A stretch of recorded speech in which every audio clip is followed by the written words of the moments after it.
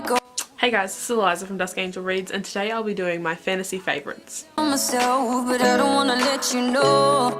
These are in no particular order, but the first one I want to talk about is Ace of Shades by Amanda Foodie. This one is probably my most recent 5-star read. This one is about this girl called N who mother goes missing, and she travels to the City of Sin to try and find her, and she teams up with a gang lord of sorts called Levy, and shit just happens from there. I absolutely loved this book. The world is so interesting. I really enjoyed N and Levi, whatever you want to call him. I don't know how it's pronounced. But yeah, I was hooked on this book from like the very beginning, and actually I was hooked before I even read it, because just I'll read this out. It's on the back of the book here, and it says, take a card and stake your soul. Survival is your only goal. Surrender to the vice within. Bet your life. Hope you win. Like, that just sounded amazing, and I picked it up and I was like, this is fucking great. Okay, next I actually have a series, and it is the Rebel of the Sands series by Alwyn Hamilton. This one has Rebel of the Sands, Traitor to the Throne, and Hero at the Fall. I recently finished Hero at the Fall as it only came out this year, but I have been reading this book, this series since it came out. I received Rebel of the Sands in the YA Chronicles box. I think it was like the first box I ever got actually from the YA Chronicles, and it was also the first book I ever reviewed on my blog, and I absolutely loved it, and it only got better from there. This one is about this girl called Amani who lives in this deadbeat town in the middle of the desert.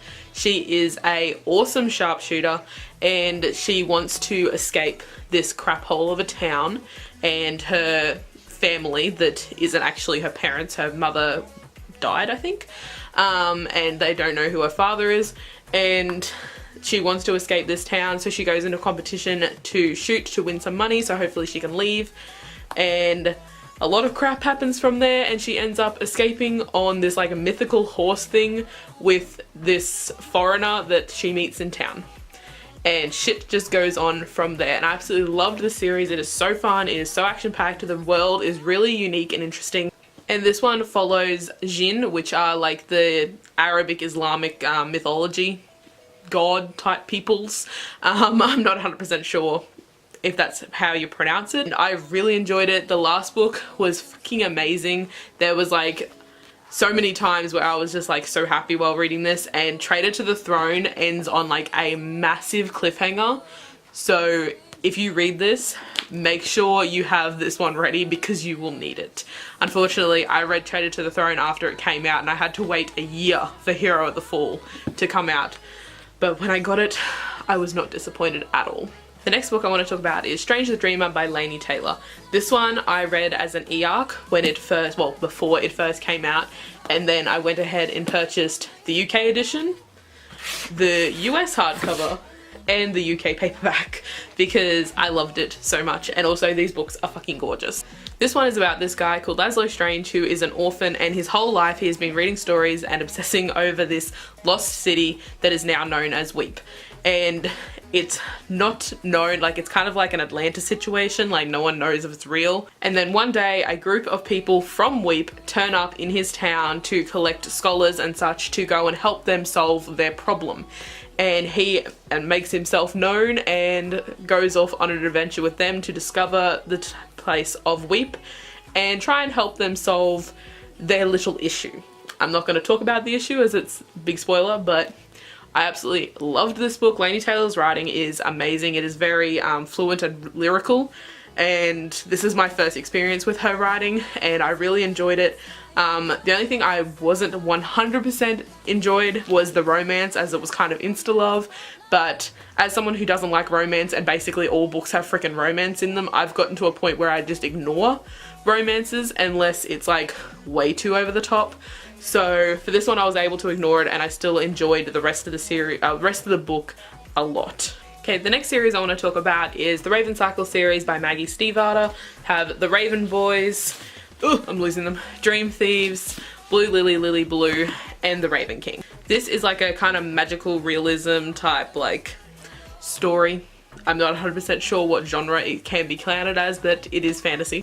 And this one is about this girl called Blue, and she lives in a house full of psychics. All her family are psychics, but she is not, but she is used as kind of like an amplifier for her family's psychic abilities. So whenever she's near, their psychic abilities are stronger. This has like an amazing family setting.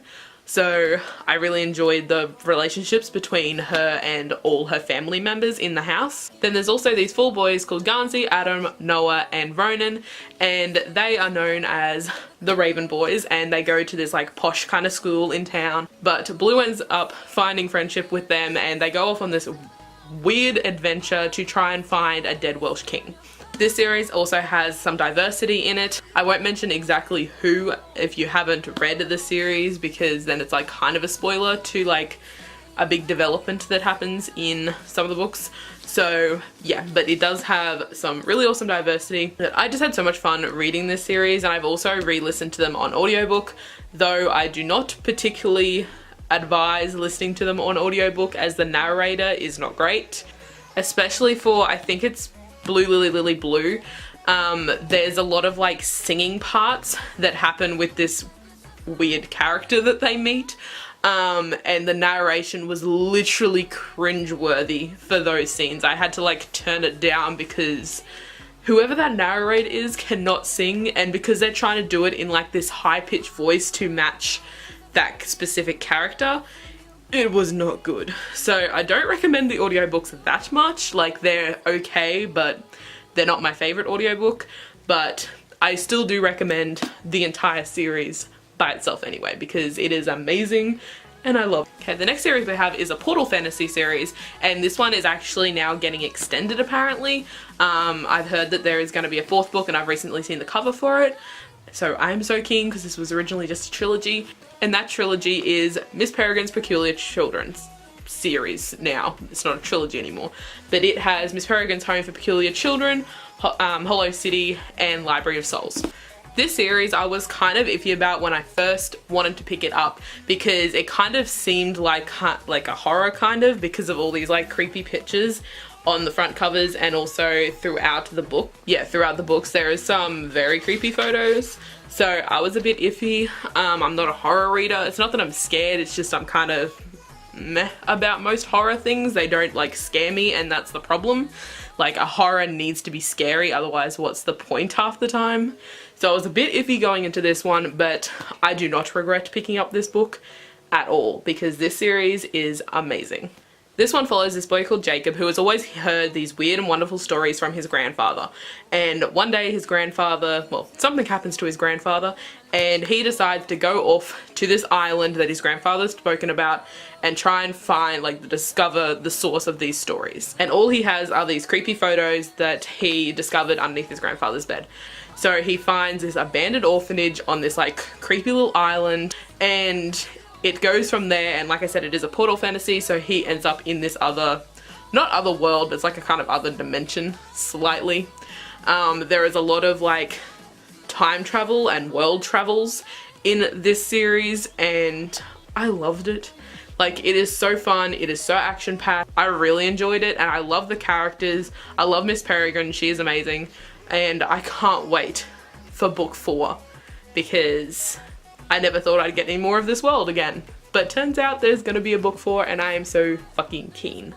Okay, next on to one of my favorite series of all time. So that series is The Madoran Chronicles by Lynette Noni, and that has Akarnae, oh god, Raelia, Draekora, Greyveil, I forgot what order they were in for a second there. And then there's also a novella coming out later this year called We Three Heroes, and the next book is coming out next year, which is Vardisia. And not only do these books have beautiful covers, like especially Draekora, look at that, there's like a dragon in the background too. Like, these books have beautiful covers, really interesting names, and they are fucking amazing. This one is about this girl called Alex who, she goes to something or other, like she's going in to see a principal or something, and she goes through this door and she finds herself in the middle of a forest. So it is a portal fantasy, and she discovers that she is actually from this world, like this is where she belongs, and she ends up starting to go to school here, and a lot of shit just happens from there. There's everything in this book from dragons to time travel, and it is amazing. I absolutely adore the friendship in this book. It is probably one of my favorite friendships in a YA book I have ever read, except for maybe Harry Potter, Ron and Hermione. But I absolutely love Alex, DC, Jordan and Bear. They are amazing, and I can't wait for We Three Heroes, which is 3 short stories following each of the other major characters besides Alex, and oh, I love it. This one has a really interesting world. Coming up to the release of book 5, which is the last book in the series, Vardacia, I'm going to reread the entire series because I absolutely adore it. And Lynette Noni is an Australian author, so that's amazing. She also has another series coming out, which has started with Whisper, which is really hard cover to see, but this is also her new series, and I do enjoy this one. Not quite as much as like the amazing fantasy that this world is, but I recommend this one too. But yeah, this one does have some tropes in it that I know a lot of people are sick of, but I thought it was done really well and really uniquely. This does have like the chosen one trope in it, and I know some people might like it, but oh, I loved this book. I don't care what tropes are in it. And it is also one of the books that I've found that does not have romance in it. Actually, the first like 2 books do not have like romance at all, and then the 3rd and 4th book it's like slightly, like little tiny bit. So I really love that as someone who doesn't like romance, and I absolutely adore this series so much, and I will buy anything Lynette Noni writes now. Okay, so we're down to the second last lot, and I have Daughter of the Burning City by Amanda Foody, the author of Ace of Shades as well.